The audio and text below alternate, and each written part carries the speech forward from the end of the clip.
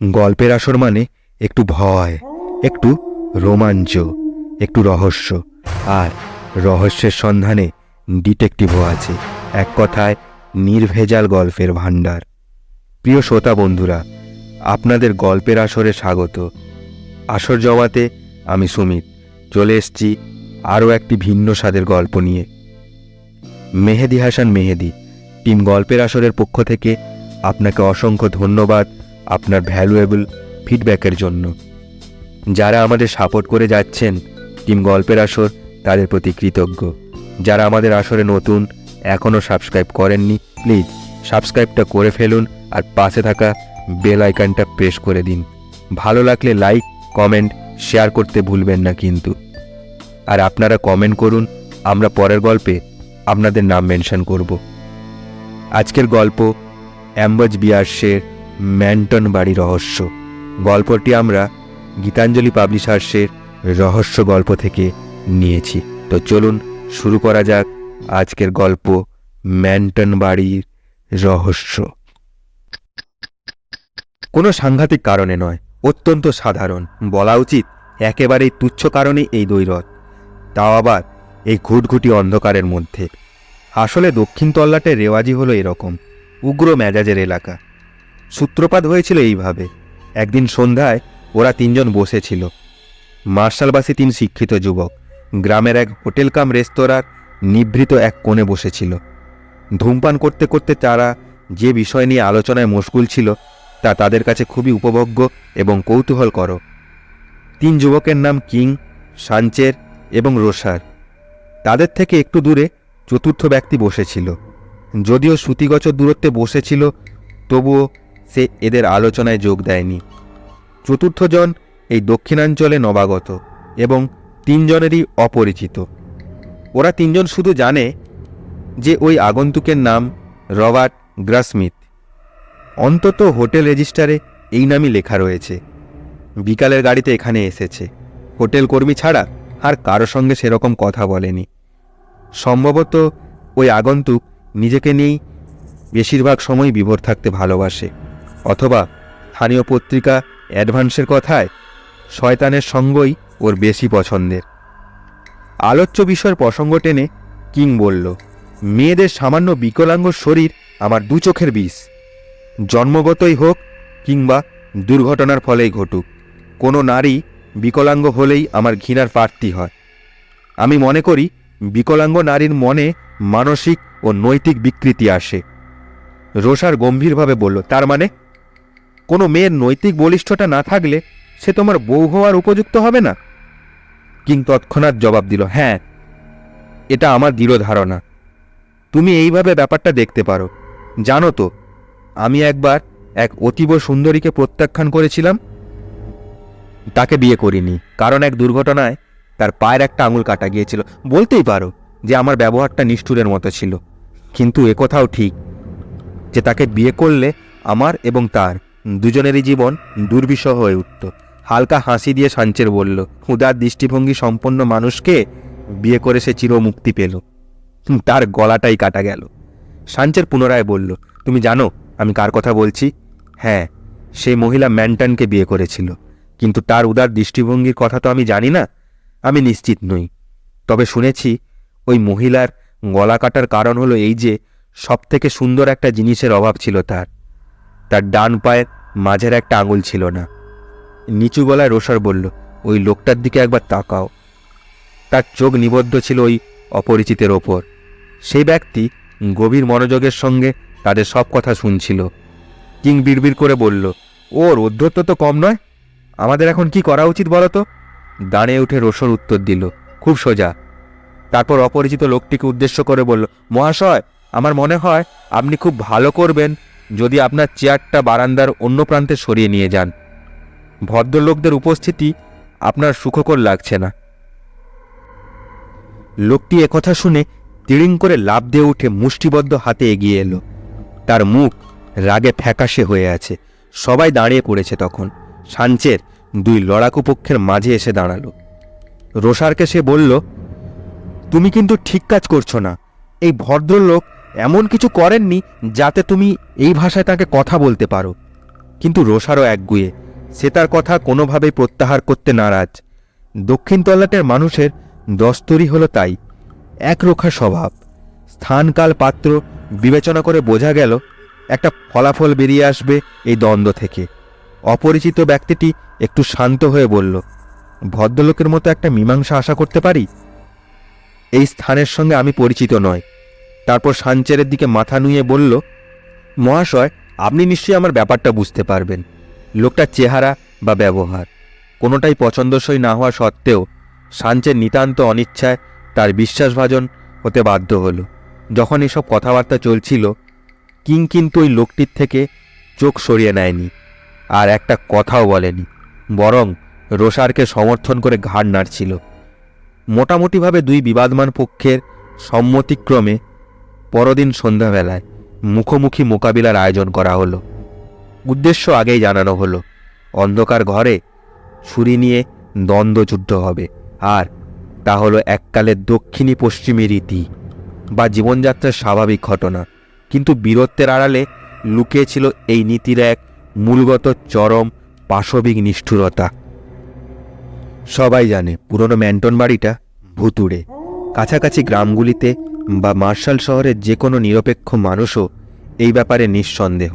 অবিশ্বাসটা শুধু জেগে আছে সেই সব মানুষের কাছে যারা আঞ্চলিক অ্যাডভান্স পত্রিকার শিক্ষিত মহলে পাগল বা চিটগ্রস্ত বলে বিবেচিত। বাড়িটি যে ভুতুড়ে তার প্রমাণ হলো দু রকমের, সাক্ষীদের চোখে দেখা প্রমাণ, আর এক প্রমাণ বাড়িটা নিজেই। প্রথম প্রমাণটা হয়তো নানা অজুহাতে অবহেলা করে উড়িয়ে দেওয়া যায়, কিন্তু প্রত্যক্ষ বাস্তব প্রমাণগুলো তা তো আর উড়িয়ে দেওয়া যায় না। প্রায় 10 বছরেরও বেশি এই ম্যান্টন বাড়িতে কোনো মানুষ বাস করেননি। বাড়িটার বাইরে নানান কাঠামো ধীরে ধীরে ভেঙে পড়ছে। মার্শাল ও হ্যারিসন রোডের নিভৃত প্রান্তে দাঁড়িয়ে এই বাড়িটি। এককালে বাড়ির সামনে একটা খামার ছিল, আর এখন ভাঙা বেড়ার সারিতেটা বিষদৃশ্য ও বেমানান হয়ে রয়েছে। কাঁটা ঝোপ গজিয়েছে পাথুরে কুচি মাটির ওপর, যে মাটির সঙ্গে লাঙলের ফলার দীর্ঘদিনের বিচ্ছেদ। বাড়িটার অবস্থা মোটামুটি ভালোই, যদিও কালের ছোবলে যথেষ্টই ক্ষতিগ্রস্ত। দরজা জানালার পাশে বিড়াল উঁচু একটি জানালা, ওপরের খোলা জানালা দিয়ে আলোর বৃষ্টি এসে পড়ে উপরতলার মেঝের ওপর। চারিদিকেই ঘাস ও লতাপাতা গজিয়ে গেছে, আর বেশ কিছু গাছগাছালি সৃষ্টি করেছে এমন রহস্যময় ছায়াঘন পরিবেশ। হঠাৎ বাতাস এসে গাছগুলোকে একদিকে নুইয়ে দেয়। এই বাড়িতে প্রায় 10 বছর আগে কোনো এক রাতে মিস্টার ম্যান্টন তার স্ত্রী ও 2 শিশুকে গলা কেটে হত্যা করেন। তারপর পালিয়ে যান দেশের আরেক প্রান্তে। এই পৈশাচিক হত্যাকাণ্ডের পর থেকেই এই পরিত্যক্ত বাড়ি ভুতুড়ে বাড়ি বলে চিহ্নিত হয়। ঠিক এই বাড়িতেই একদিন গ্রীষ্মকালীন সন্ধ্যায় এক ঘোড়ায় টানা 4 চাকা ভ্যান গাড়িতে এলো 4 জন লোক। তাদের মধ্যে 3 জন তাড়াতাড়ি নেমে পড়ল, আর গাড়িটার চালক গোটা দলটাকে সেই এককালের বাড়ির ভেঙে পড়া বেড়ার কাছে নিয়ে গেল। কিন্তু চতুর্থ লোকটি গাড়িতেই বসে রইল। তার কাছে এগিয়ে এসে এক সঙ্গী বলল, এসো। অন্যরা ততক্ষণে সেই বাড়ির দিকে এগিয়ে গেছে। এটাই তো সেই জায়গা। কিন্তু চতুর্থ লোকটি একটুও নড়ল না। কর্কশ্বরে বলল, আমার মনে হচ্ছে তোমরা এখানেই থাকতে। অন্যজন বলতো, হয়তো তাই। তার মুখের দিকে চেয়েই রইল।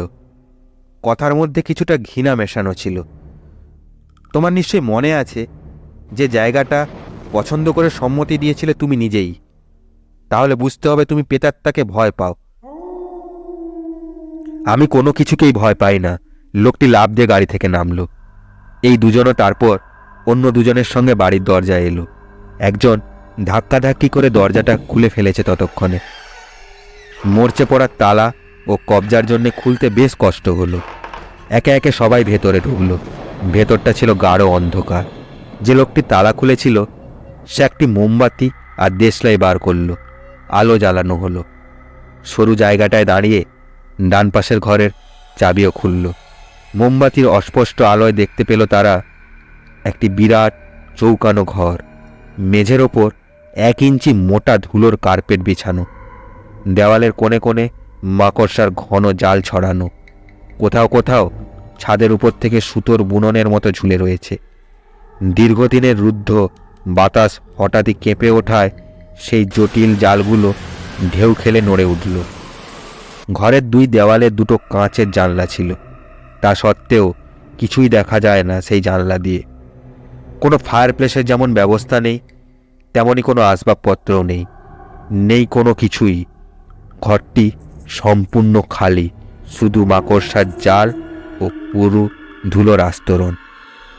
যে লোকটি গাড়ি থেকে নামতে অনিচ্ছুক ছিল, তার হাবভাবও বেশ রহস্যময়। মধ্য বয়স, মজবুত ভারী গড়ন, প্রশস্ত বুক আর যথেষ্ট চওড়া কাঁধ। দেখলে এক দৈত্য বলেও মনে হয়। দাড়ি গোঁফ কামানো, ধূসর চুল ছাঁটা, চোখের ও নাকের ওপর থেকে কপাল পর্যন্ত বলিরেখার চিহ্ন। ঘন কালো ভুরু দুটি উপরের দিকে একটু বেঁকে যেন প্রায় মিশে গেছে।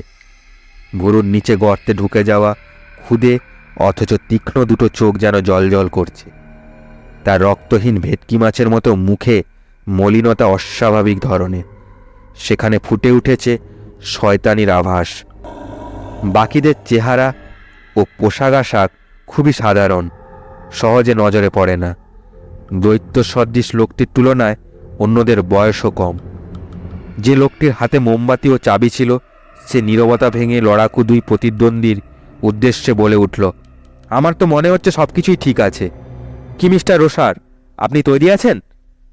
দল থেকে দূরে বিচ্ছিন্ন হয়ে দাঁড়িয়েছিল যে সে জবাব দিল, সামনে মাথা ঝুঁকিয়ে। সে যে যথা প্রস্তুত তা জানিয়ে দিল। এবার গ্রাসমিথকে প্রশ্ন করল মোমবাতিধারী ব্যক্তি, আপনি মিস্টার গ্রাসমিথ? বিশাল লোকটি ভ্রুকোচকে মাথা নেড়ে সম্মতি জানালো। তাদের বলা হলো, এবার আপনারা ওপরের পোশাক খুলে ফেলুন। রোসার এবং গ্রাসমিথ দুজনেই তাদের টুপি, কোট, বেল্ট, টাই খুলে দরজার বাইরে ছুঁড়ে ফেলে দিল। মোমবাতিধারী লোকটি ঠিক আছে বলে মাথা নাড়ল। যে লোকটি গ্রাসমিথকে গাড়ি থেকে নামার জন্য বলেছিল, সে তার ওভারকোটের পকেট থেকে চামড়ার খাপে ঢাকা বড় ধারালো দুটি বাঁকা ছোরা বার করল। দুই প্রতিদ্বন্দ্বীর হাতে ছোরা দুটো তুলে দিতে দিতে সে বলল, দুটোই একই রকম। এই দ্বৈরথ যে প্রকৃতপক্ষে মৃত্যুপণ লড়াই, সেটা দুই প্রতিদ্বন্দ্বী হাড়ে হাড়ে বুঝতে পারছিল। শুধু তারাই বা কেন, যে কোনো বোকা লোকও বুঝতে পারবে যে কি ঘটতে চলেছে। এ এক এমন লড়াই যার একমাত্র পরিণতি হলো মৃত্যু। মোমবাতির আলোয় ছোরা দুটো ভালো করে পরীক্ষা করে নিয়ে এবং ধার সম্পর্কে যাচাই করে প্রত্যেকে একটা করে তুলে নিল। ছোরার হাতলও পরীক্ষা করা হলো, তাদের শরীরও ভালো করে খুঁজে দেখা হলো। আলো হাতে লোকটি বলল, যদি আপনার অসুবিধা না হয় তাহলে ওই দিকের কণে গিয়ে দাঁড়ান মিস্টার গ্রাসমিথ। যেখানে মিস্টার গ্রাসমিথকে পাঠানো হলো সেটাই ছিল দরজা থেকে সবচেয়ে দূরের কোণ। সবচেয়ে কাছের কোণে দাঁড়িয়ে ছিল মিস্টার রোসার। অস্ফুট স্তরে পরামর্শ করে দ্বিতীয়জন দরজার কাছে লোকটির সঙ্গে যোগ দিল। ঠিক এই মুহূর্তে মোমবাতিটা হঠাৎ নিভে গেল, তাদের গভীর অন্ধকারে ঢেকে দিয়ে। হয়তো দরজা খোলার জন্য নিভে যেতে পারে, কারণ যাই হোক না কেন, ফল কিন্তু অস্বাভাবিক। স্নায়ুতন্ত্রে আলোড়ন সৃষ্টিকারী অপরিচিত এক কণ্ঠস্বর এই পরিবর্তিত প্রেক্ষাপটে বলে উঠল, ভদ্রমোহগণ, বাইরের দরজা বন্ধ হওয়ার শব্দ না শোনা পর্যন্ত কেউ নড়বেন না। কোনো কিছুর ওপর দিয়ে পা মারানোর একটা শব্দ পাওয়া গেল, পরে ভেতরের দরজা বন্ধ হওয়ার শব্দ, অবশেষে বাইরের দরজাটা গোটা বাড়িটাকে ভয়ঙ্কর জোরে কাঁপিয়ে দিয়ে বন্ধ হলো। এর পরের ঘটনা জানা যায় পরবর্তীকালে প্রকাশিত অ্যাডভান্স পত্রিকার রিপোর্ট থেকে। ওই দিন এক স্থানীয় পথচারী কৃষকপুত্র দেখেছিল একটা হালকা ভ্যান গাড়ি খুব দ্রুত মার্শাল শহরের দিকে ছুটে যাচ্ছে। তার বর্ণনা অনুযায়ী গাড়ির সামনে বসা দুজন যাত্রীর কাঁধের ওপর পেছনে বসে থাকা তৃতীয় যাত্রীটির দুটো হাত চেপে ধরা ছিল। কেউই ওই শক্ত হাতের বাঁধন থেকে মুক্ত হতে পারছিল না। তৃতীয় ব্যক্তিটির পোশাক ছিল সাদা এবং ভ্যান গাড়িটা যখন ভুতুড়ে বাড়িটা পেরিয়ে যাচ্ছিল তখনই নিঃসন্দেহে গাড়িটিতে লাফিয়ে ওঠে। সেদিন গ্রীষ্মের মধ্যভাগের দ্বীপ্রাহরিক দাবদাহে পুরনো ম্যান্টন বাড়িটাকে কীরকম যেন অস্বাভাবিক লাগছিল। বোধহয় মাটির গুণ। বাড়িটার ভুতুড়ে বদনাম বেমালুম অগ্রাহ্য করে সূর্যের প্রখর রশ্মি উষ্ণভাবে ও পরম স্নেহে সেই বাড়িটাকে চুম্বন করছিল। ঘাসের সজীব সবুজ রং যেন সেই স্বাভাবিক সজীবতাকে ফিরিয়ে দিয়েছিল। গোটা বাগানটা ছিল স্নিগ্ধ, মনোরম আলো ছায়ায় ভরে গিয়েছিল। সুখন্টি পাখিদের কলকাকলিতে মুখরিত ছিল সমস্ত জায়গাটা। সেই পরিত্যক্ত গাছগুলো আজ আবার পরম শ্রদ্ধায় ও স্নেহভরে রৌদ্র কিরণ ও পাখির কলতান প্রাণ ভরে গ্রহণ করছিল। সেদিন ঠিক এই রকম পরিস্থিতির মধ্যে ম্যান্টন বাড়িতে উপস্থিত হলেন শেরিফ অ্যাডামস ও আরও দুজন লোক। তারা মার্শাল বাড়ি থেকে বেরিয়ে এই সুন্দর পরিবেশের দিকে তাকিয়েছিলেন। এদের মধ্যে একজন হলেন মিস্টার কিং, শেরিফের অধস্তন কর্মচারী। আরেকজন ব্রিওয়ার, ম্যান্টন পত্নীর ভাই। দেশের সম্পত্তি সংক্রান্ত আইন এই বাড়ির মালিক অগ্রাহ্য করলে পরে শেরিফ ম্যান্টন বাড়ির সমস্ত আইনগত দায়িত্ব গ্রহণ করেন। মিস্টার বিওয়ারের মৃত ভগিনীর সম্পত্তি দখল সম্পর্কে একটি আদালত রায়ের নিয়মরক্ষার তাগিদেই তার এই হঠাৎ আগমন। তার অধস্তন কর্মচারী কিং সম্পূর্ণ ভিন্ন উদ্দেশ্যে এই চাবি খোলেন। যে রাত্রে ঠিক তার পরের দিনই হঠাৎ করেই এই আগমন। কিংয়ের উপস্থিতি তার নিজের ইচ্ছানুযায়ী নয়, বরং তার উদ্ধর্তন আধিকারিকের সাহায্যার্থেই এই সঙ্গদান।